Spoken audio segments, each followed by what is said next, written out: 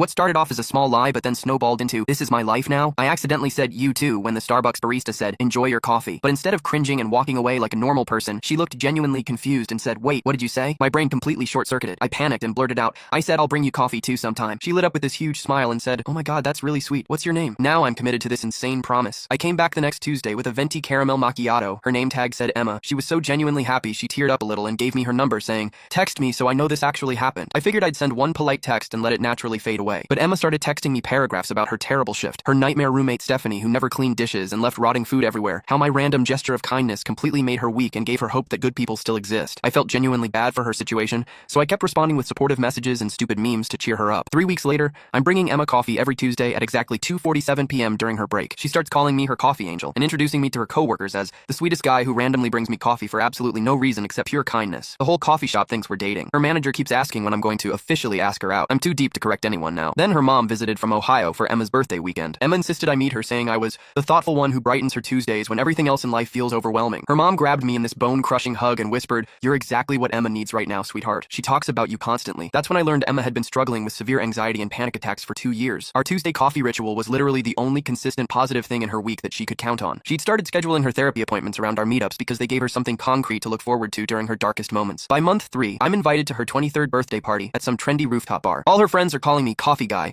and telling me detailed stories about how much happier Emma's been since I started dating her. I didn't have the heart to correct them when they're all so genuinely grateful. Her best friend Sarah pulled me aside and whispered, "I don't know what magic you worked, but Emma's been like a completely different person. She actually laughs at our jokes now instead of just forcing smiles." The breaking point came when Emma finally got promoted to shift supervisor after months of anxiety about applying for the position. She wanted to celebrate at some fancy Italian restaurant downtown that she'd been saving up for. "I honestly couldn't have done this without our Tuesday tradition," she said, tears streaming down her face. "You've been my anchor when everything felt completely impossible. You showed me that I deserve good things happening to me randomly. I don't know how to properly thank you for saving my life." I realized I wasn't just bringing coffee anymore. I was accidentally someone's primary emotional support system and the foundation of their mental health recovery. Emma's therapist had apparently told her that having consistent positive social interactions was absolutely crucial for her healing process, and somehow I'd become that irreplaceable person in her life. Now I'm 4 months deep into being someone's weekly lifeline because I couldn't handle 30 seconds of social awkwardness at a coffee counter like a normal human being. Emma just texted me a 3-paragraph essay about how excited she is for me to meet her parents this weekend. They're flying in from Cincinnati specifically to meet the coffee angel who changed their daughter's life completely